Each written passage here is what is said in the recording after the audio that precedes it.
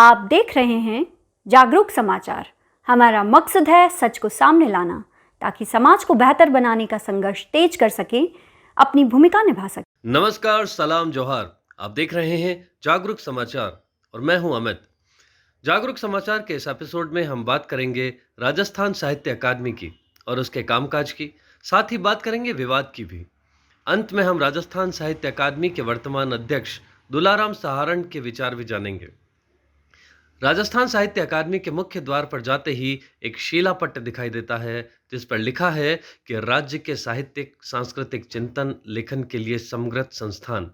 ये भी लिखा है कि संस्थान की 23 जनवरी 1958 को स्थापना हुई। निस्संदेह ये राजस्थान सरकार के वित्त पोषण पर आधारित है। यही वजह है कि जिस भी पार्टी की सरकार बनती है, उस सरकार के चहेते साहित्यकार को ही ऐसी अकादमियों के अध्यक्ष बनाए जाते हैं। साहित्य सृजन और साहित्यकारों को प्रोत्साहन से ज्यादा पद, पुरस्कार व सम्मान पाने के इच्छुक कतिपय साहित्यकारों के विरोधी स्वर भी समय समय पर उभरते रहे हैं। ऐसे विवादों से अकादमी की छवि पर भी समय समय पर प्रश्न चिन्ह लगते रहे हैं।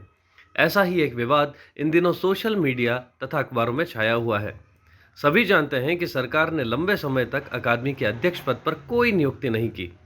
बाद में राजस्थानी भाषा के युवा साहित्यकार दुलाराम सहारण को नियुक्त किया गया। सहारण ने 24 अगस्त 2022 को अकादमी अध्यक्ष का पदभार ग्रहण किया। जागरूक समाचार की टीम ने अकादमी अध्यक्ष के कार्यों के बारे में उदयपुर के वरिष्ठ और युवा साहित्यकारों से बात की तथा राज्य के अनेकों साहित्यकारों को व्हाट्सएप के जरिए सवाल पूछकर भी विवाद के संदर्भ में उनके विचार जानने चाहे। सभी का कहना यही है कि अकादमी की गतिविधियां ठप पड़ी रही, पर युवा अध्यक्ष के आते ही वे सभी गतिविधियां तेज चल रही है।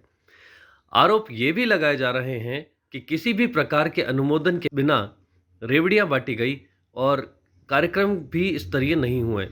थोड़ा पीछे मुड़कर देखें तो पता चलता है कि सरकार ने राजस्थान साहित्य अकादमी के अध्यक्ष तथा 2 वरिष्ठ साहित्यकार सदस्य किशन दादीच और मिठेश निर्मोही को विशिष्ट साहित्यकार के रूप में सरस्वती सभा का सदस्य नियुक्त किया। उम्मीद की गई कि तीनों एक राय से साहित्य अकादमी के संविधान के अनुरूप साहित्यिक गतिविधियों को गति देंगे। साहित्य अकादमी के संविधान के अनुसार सरस्वती सभा, संचालिका और वित्त समिति का गठन करेंगे, लेकिन ऐसा नहीं हुआ। मिठेश निर्मोही ने इस बारे में 7 दिसंबर 2022 को साहित्य अकादमी अध्यक्ष और सचिव को पत्र लिखकर आरोप लगाया। उन्होंने लिखा कि बार बार अनुरोध किया, पर जब 1 सप्ताह में भी सरस्वती सभा का गठन करने के आश्वासन के बाद भी 15 दिन में भी कोई अपेक्षित कार्यवाही नहीं हुई, तो उन्होंने पत्र लिखा। पत्र में यह भी लिखा कि आप दुलाराम सहारण तथा सचिव श्री बसंत सिंह सोलंकी के कृत्य असंवैधानिक होकर अकादमी के गरिमामयी एवं गौरवशाली परंपरा के अनुकूल नहीं हैं। मिठेश निर्मोही का कहना है कि अध्यक्ष की नियुक्ति के 4 माह बाद भी सरस्वती सभा, संचालिका और वित्त समिति के गठन की प्रक्रिया शुरू नहीं करने की वजह से उन्होंने मजबूर होकर अखबारों में वक्तव्य दिया है। निर्मोही ने चेतावनी दी कि यदि समय पर सही कार्यवाही नहीं हुई तो वो अकादमी कार्यालय के बाहर भूख हड़ताल पर भी बैठेंगे। जोधपुर के मिठेश निर्मोही तथा अध्यक्ष दुलाराम सहारण के वक्तव्य अखबारों में छपने के बाद साहित्यकारों के 2 खेमे साफ साफ दिखाई देने लगे हैं। एक खेमे का कहना है कि मिठेश जी का कहना सही है तथा अध्यक्ष जी असंवैधानिक और जनतांत्रिक प्रक्रिया नहीं अपनाकर मनमाने ढंग से कार्य कर रहे हैं। दूसरे समूह का कहना है कि सहारण की मेहनत से ही अकादमी की गतिविधियां और कार्यक्रम तेजी से संपन्न हो रहे हैं। कुछ साहित्यकारों ने व्यक्तिगत व अनौपचारिक बातचीत में जनतांत्रिक कार्य पद्धति अपनाने की आवश्यकता बताई, पर कैमरे के सामने बोलने से इनकार कर दिया। वहीं ज्यादातर साहित्यकारों ने कहा कि विवाद को मिल बैठकर शांत करना चाहिए तथा राज्य में साहित्य चिंतन और लेखन के लिए प्रभावी काम करना चाहिए। इस बारे में जागरूक समाचार की तरफ से डीएस पालीवाल ने राजस्थान साहित्य अकादमी के अध्यक्ष दुलाराम सहारण से लंबी बातचीत की। सहारण ने विवाद के संबंध में कोई भी बात करने से इनकार कर दिया, पर साहित्य के विकास तथा साहित्यकारों को प्रोत्साहित करने के बारे में पूछे गए सवालों पर विस्तार से विचार व्यक्त किए। सुनिए। सवाल ये था कि आप राजस्थान के जाने माने साहित्यकार हैं और ऐसे में आप हिंदी साहित्य अकादमी को संभालना काफ़ी कठिन है, तो ऐसे कैसे हो गया? आपका बहुत अच्छा प्रश्न है और ज़रूरी प्रश्न भी है ये। इसके लिए हमें अकादमी के गौरव में इतिहास की तरफ लौटना होगा।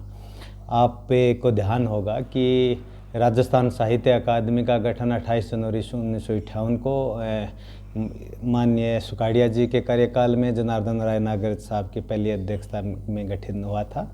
और उस दौर में राजस्थानी शायद देश का ऐसा पहला प्रांत होगा जो भाषाई सौहार्द प्रेम के लिए उन्होंने नायाब नमूना ये राजस्थान साहित्य अकादमी प्रस्तुत की। उस अकादमी को संगम के नाम से भी लोकप्रिय हुई, राजस्थान साहित्य अकादमी संगम उदयपुर। और संगम कहा था भाषाओं का संगम। राजस्थान साहित्य अकादमी ने हिंदी में मधुमती पत्रिका प्रारंभ की। राजस्थान साहित्य अकादमी ने राजस्थानी में जागती जोत पत्रिका प्रारंभ की यहीं से। राजस्थान अकादमी ने सौर मंगला संस्कृत अकादमी की पत्रिका शुरू की। उर्दू की नखलिस्तान नाम से पत्रिका इस अकादमी ने प्रारंभ की। आप सोचिए, राजस्थानी, हिंदी, संस्कृत, ये नहीं उर्दू तक इस अकादमी की परंपरा रही है। और उन्हीं परंपराओं में कार्यकारिणी में भी वही लोग रहे हैं, सदस्य भी वही लोग रहे हैं तमाम भाषाओं के, और पुरस्कार भी वही गए। आपने राजस्थानी भाषा की बात की तो राजस्थानी के शब्दकोश के निर्माता हमारे आदरणीय सीताराम जी लालस यहाँ से सम्मानित हैं। हम बात करें हमारे विजयदान देथा जी, वो यहाँ हुए हैं। हमारे मुरलीधर व्यास, अगरचंद नाटा, मनोहर शर्मा, कितने भी ऐसे हम साहित्यकार गिना सकते हैं, नरोत्तम दास जी स्वामी, अन्नाराम जी सुदामा, तमाम लोग राजस्थानी जो लिखने पढ़ने वाले ने से अकादमी से पुरस्कृत और सम्मानित होते रहे। तो ये भाषाई सौहार्द और प्रेम को सौंपने वाली अकादमी है। और राजस्थान तो ऐसा प्रांत है कि राजस्थान ने जब राजभाषा निर्माण का प्रश्न नवाब सरकारी जनगणना के आंकड़े उठा के देख लीजिए, उस समय राजस्थान में 2% लोग थे जो हिंदी बोलते थे।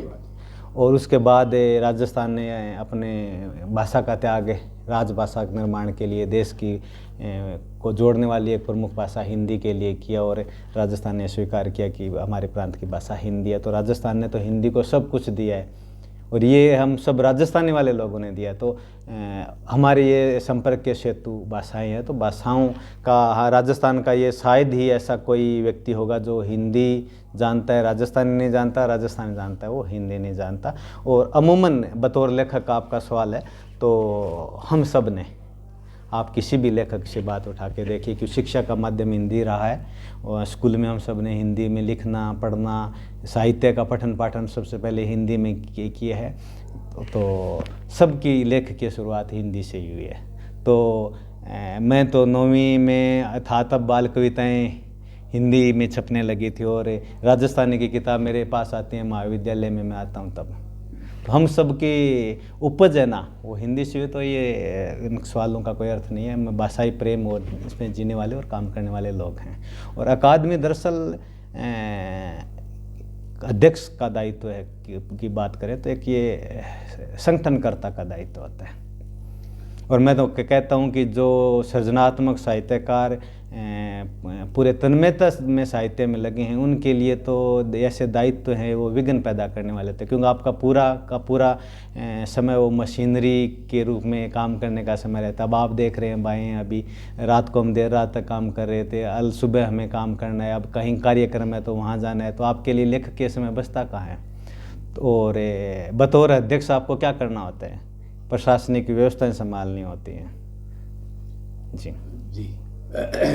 तो आपने कई जगह ये बात प्रकट की है कि मैं अभी यंग हूँ और नया हूँ और हिंदी के लोगों को मैं ज़्यादा जानता नहीं हूँ, ऐसे में हमें मदद कीजिए। और वो क्या कठिनाइयाँ? किसने कहा हिंदी के लोगों को जानता नहीं? हिंदी को हम पढ़ते रहे, हम जानते रहें। और मैंने तो साफ इसी आपके पिछले सवाल के जवाब में किया कि राजस्थान का हर लेखक हिंदी का लेखक है और वो राजस्थानी का लेखक है, राजस्थानी का लेखक हिंदी का लेखक है। और आयोजनों की परंपरा की, लेखकों की परंपरा कहती है हमारा परिवार है। हमारे परिवार में राजस्थान में हैं कितने लोग हैं? जितने लोग हैं सब एक दूसरे के मित्र हैं, एक दूसरे के परिचित हैं। मैं एक सवाल और करने के बाद साहित्य के बारे में बात करूँगा। जी बिल्कुल। जब सभी आप अकादमी के संबंध में करेंगे तो बहुत प्रसन्नता हो, क्योंकि हमारा ध्येय है कि अकादमी की गतिविधियां जन जन तक पहुंचे। और आपके इस प्लेटफार्म के माध्यम से राजस्थान साहित्य की अकादमी की एक भी योजना को लाभार्थी तक के हम अपनी सूचनाएं पहुंचा सकें तो हमें लाभ होगा। जी। तो बात ये है कि जब सभी को जानते हैं और आज जो लेखक पद पुरस्कार और प्रतिष्ठाओं के लिए काम कर रहे हैं उनको भी जानते हैं, ऐसे किसने में कहा कि कोई लेखक पद प्रतिष्ठा के लिए काम किया? ये मैं खंडन करता हूँ आपकी इसी बात का। लेखक अपना घर फूंक के तमाशा देखने वाला, संवेदनाओं में जीने वाला व्यक्ति होता है। आप एक किताब छपाते हैं तो घर से पैसा लगता है, प्रकाशन की स्थितियों के बीच में, किताबों की बिक्री की स्थितियों के बीच में बड़ी चुनौतियाँ हैं। साहित्य अकेडमी जैसे संस्थानों के सामने भी चुनौतियाँ और उनको निवारण करने की दिशा में भी सोचने का इस समय। तो लेखक हैं वो पद प्रतिष्ठा पुरस्कार के लिए लिखते हैं, ये मत कहिएगा। ये उन पे आरोप है, मैं इस आरोप का खंडन करता हूँ। लेखक अपने रुचि, अपने कौशल, हुनर को ये कहिए कि खून पसीना सींच के वो रचनाएं ला रहा है। सही बात है। तो जब सभी को जानते हैं और सबके बारे में पता है, तो इतने में सरस्वती सभा गठन होने में इतनी देर क्यों लगी सर? सरस्वती सभा के गठन की एक निर्धारित प्रक्रिया है और वो प्रक्रिया मैंने आते प्रारंभ कर दी और तय था कि उस प्रक्रिया में कुछ संस्थाओं से, सरकार के कुछ विभागों से नाम भी मांगे जाने होते हैं। वो कुछ के जवाब आए हैं, कुछ के आने वाले हैं और हमने तिथि भी तय कर दी है। सरस्वती सभा का गठन निर्धारित समय में हो जाएगा। ये सामान्य प्रक्रिया। सरस्वती सभा का गठन होना अकेडमी के एक कार्यकाल में, ये कि एक वित्तीय वर्ष में सरस्वती सभा की एक बार बैठक होनी अनिवार्य होती है। तो मैं जो आपसे सर निवेदन करना चाहता था कि साहित्यकार जिस तरह के विकसित होने चाहिए या साहित्य में जिस तरह से युवाओं की रुचि विकसित होनी चाहिए जी, और अभी जो लेखक को हम देखते हैं साहित्य के सभी विधाओं में, सभी भाषाओं में, वो बहुत कम है या स्तरीय नहीं है। ऐसे में साहित्य अकादमी के पास क्या प्लान है? साहित्य अकेडमी का गठन का ध्येय भी ये था। आज जो चुनौतियाँ हैं वो 1958 में भी हमारे समक्ष चुनौतियाँ थीं। चुनौतियाँ के परिप्रेक्ष्य में अकादमी का संविधान का निर्माण व उस उद्देश्य और ध्येय में ये है कि अकादमी का पहला काम अपने प्रांत में साहित्यिक वातावरण का निर्माण का काम होता है, ताकि उस वातावरण निर्माण के कारण जो लिख रहे हैं पहले उनमें उत्साह का संचार और ऊर्जा मिले और जो नए लोग हैं वो वहाँ आएँ, वरिष्ठ लोगों से मिले, उनसे संवाद करें, उनसे प्रेरणा प्राप्त करें और जो रुचि के लोग हैं सामान्य, वो भी प्रेरित हों कि हाँ ये मैं लिख सकता है तो मुझे भी लिखना चाहिए। ये साहित्यिक आयोजनों का ध्येय होता है और साहित्यिक अकादमी श्रृंखला में सबसे पहले आयोजन करती है।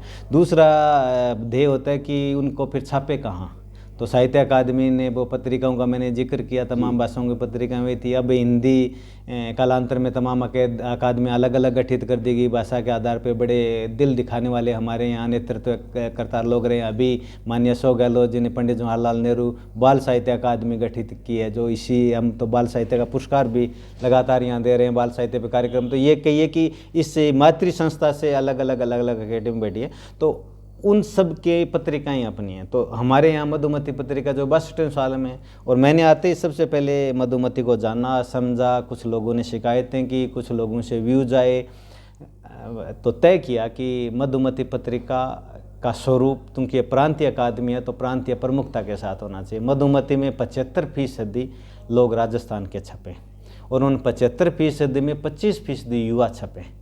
ऐसा मैंने संपादक जी से साथ चर्चा की, संपादक जी को ये आग्रह किया, संपादक जी ने इस बात को स्वीकार किया और आगामी अंकों में वह यह स्वरूप देखेंगे कि 75% राजस्थान के लेखक हों, 25% प्रांत के लेखक हों और वो सामान्य अंकों में विशेष अंक हों, विशेषांक हों, उनमें फिर विषय के विशेषज्ञ आते हैं। ये दायरे परे हट जाते हैं।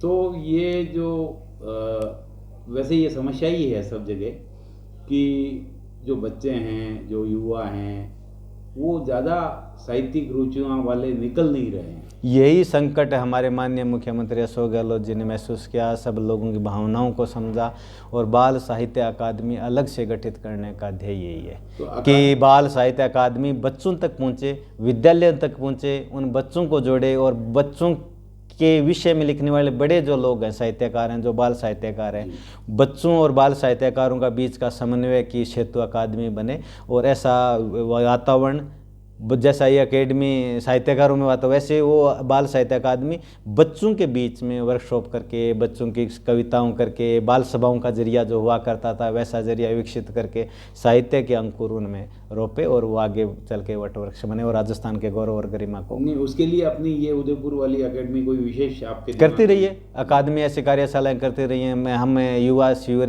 करने जा रहे हैं, करेंगे, युवा लेखक शिविर निरंतर होते रहे हैं इस अकादमी, मेरे आने से पहले होते रहे हैं। और हम तो कॉलेज में पढ़ते थे, उसी दौरान इन साहित्य अकेडमियों से जुड़े हुए हैं। और तजर्बे की बात की तो मैं भारत सरकार की साहित्य अकेडमी में 2008 से 2012 तक के एडवाइजरी बोर्ड का मेंबर था वहाँ।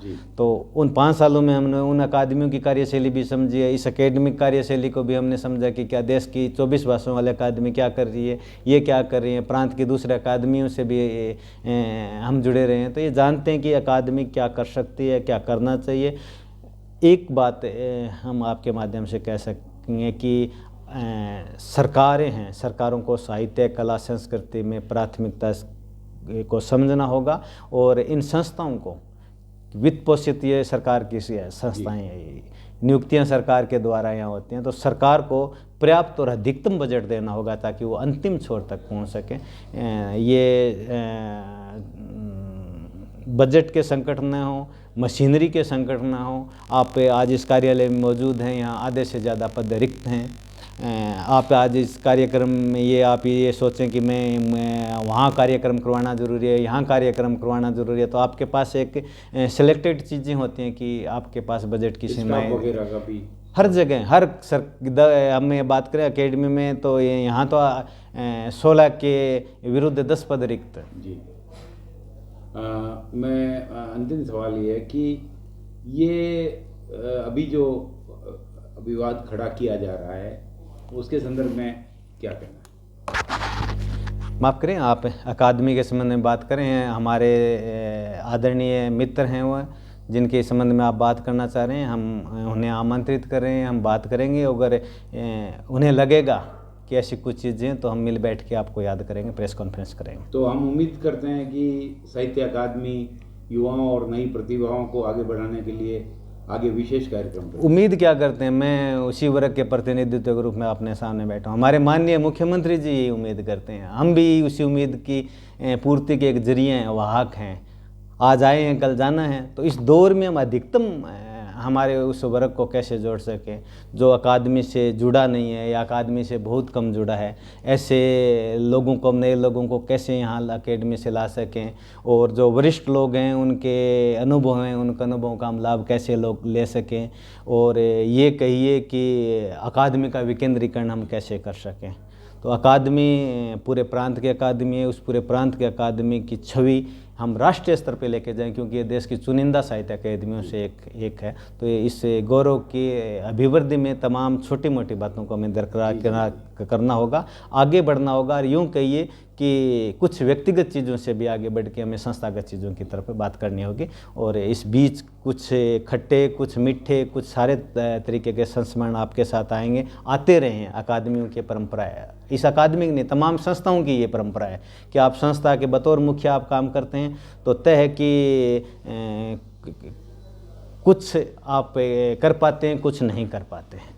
तो कर पाते हैं वो संस्था का है, जो नहीं कर पाते हैं वो अध्यक्ष का व्यक्तिगत है। तो वो मैं नहीं कर पाऊंगा वो मेरी कमी है, जो आरोप हैं किसी ने लगाए हैं वो मेरे हैं उन, और जो यश है वो साहित्य अकादमी का है और राजस्थान के साहित्यिक प्रांत का है। एक अंतिम सवाल कि केंद्रीय साहित्य अकादमी जिस तरह से आत्मनिर्भर है और अलग से कानून के तहत काम करती है, और हमारे यहाँ जितनी भी अकादमियाँ बनी हुई है भाषा से संबंधित, उन सारी में हमेशा राजनीतिक हस्तक्षेप, सत्ताएं बदलती है और होते रहते हैं। शायद आप साहित्य का विकास नहीं बिल्कुल बिल्कुल शायद आप होमवर्क करके नहीं आए, माफ़ कीजिएगा।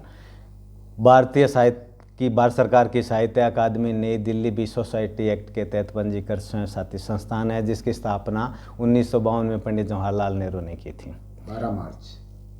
ये साहित्य अकादमी भी राजस्थान सोसाइटी एक्ट के तहत पंजीकृत है, जिसकी स्थापना माननीय सुकाड़िया जी ने, राजस्थान सरकार ने की थी। तो दोनों एक एक्ट के तहत गठित स्वायत्तशासी संस्थान है। तो स्वायत्त नहीं रह पाती है क्या? हर बार देखते हैं कि जो क्यों नहीं रह पाती? सत्ताएं बदलती है।